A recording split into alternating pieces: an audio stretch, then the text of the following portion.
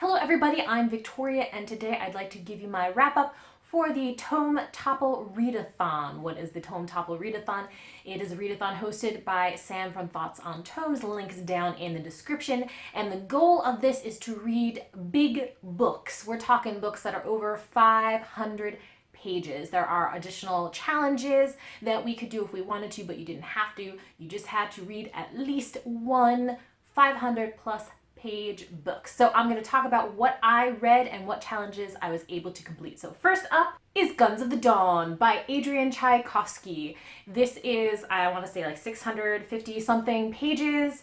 And I was actually able to read this fairly quickly. It is an adult fantasy novel. It takes place in a fantasy world analogous to or similar to Regency England.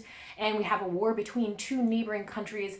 And because the war is going for so long and not so well, the country is forced to recruit women. And so our main character, Emily, decides to go to this war, despite the fact that she is a gently bred lady. And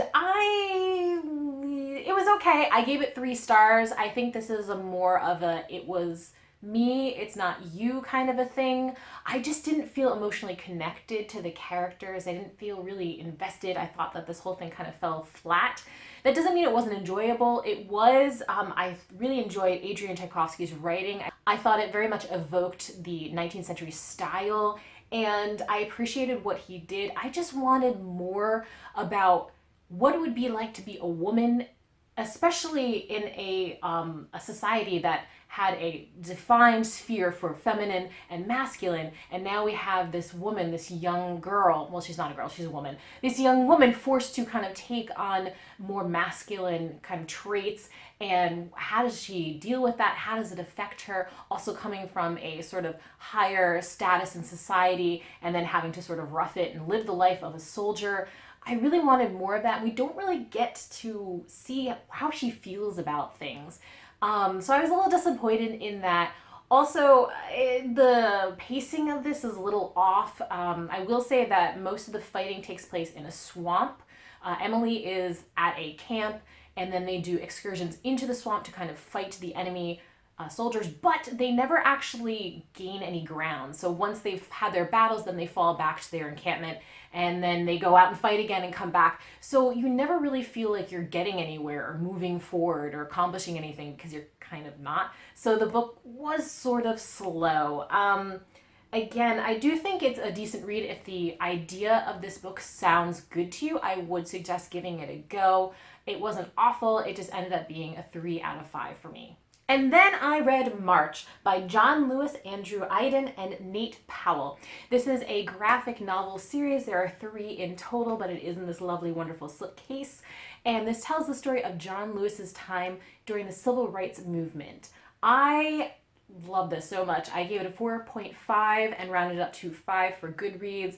I think that this is such an important work. I love the fact that it is in graphic novel format, and it just makes it so much more accessible for people that maybe wouldn't have picked up like a nonfiction autobiography. But this is fantastic. I love the artwork. I think it was perfect. It's black and white and it fits the time period exactly. It is very powerful. I love the fact that John Lewis doesn't just focus on himself or Martin Luther King Jr. He focuses on so many of the people that you don't really get to hear so much about in the civil rights movement at this time.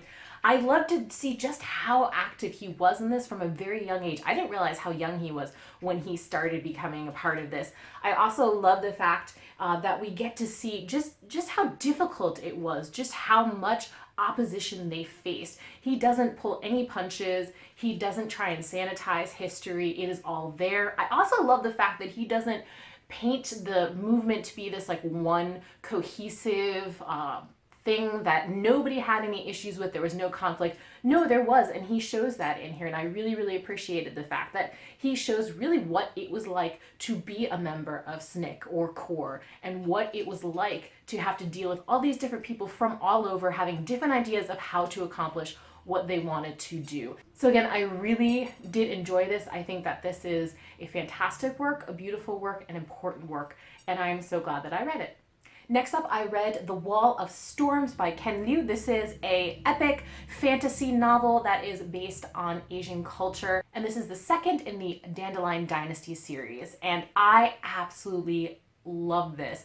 I gave this a 4.5 and rounded up to 5 for Goodreads. I love this even more than the first one. I can't really go into any plot details because so much happens in that first book that if I really say anything about this one, I'm going to be spoiling that first one. So I will just say that I enjoyed the first one. Like I said, I gave it 4 stars. There were some like little things here and there that I had some issues with, but this one fixed them all. This book is about 850 pages or so, and it did not feel like it at all. I just flew right through it. I absolutely loved the characters, the plot, the writing, everything was fantastic in this, and I definitely recommend this. And last but not least, I read Blankets by Craig Thompson. So this is another graphic novel. It is about 570 plus pages, but it does not feel like it. It actually has a whole bunch of black and white kind of pictures here. I'll just show you a little bit. It's quite lovely. I like the style that he chose to tell this in. It is slightly comic-y, but not overly so. You can still tell that they are people. And it's a semi-autobiographical book about him growing up in a kind of fundamentalist Christian household, but then it's mainly about him and his first love and what that's like to experience your first love and how it can be bittersweet remembering it. I really enjoyed this. I gave this 4 out of 5 and definitely would recommend it. I like how he deals with the issues of growing up. We get little snippets of his childhood, but then we also get to see him during his teenage years. Just a fair warning that there is a bit of nudity in this, and also trigger warning for childhood molestation. I actually wasn't going to read this. This was on my radar as one of the few giant graphic novels out there, but it's like really expensive. It's like over $20 on Amazon, and my library didn't have a copy of it. But then I was able to find a gently used version for $8 with free 2-day shipping. So I was like, yes. So this wasn't on my original TBR, but I decided to add it in, and I'm really glad that I did. I would never have picked up something like this, especially if it weren't a graphic novel, a semi-autobiographical book about an artist. I probably would not have picked this up, but because I did, because it was in graphic novel format, I was able to read this wonderful story, and I definitely loved it. So please check it out if you haven't already. And that is it. That is everything that I read for Tome Topple. Did any of you participate in Tome Topple this go around?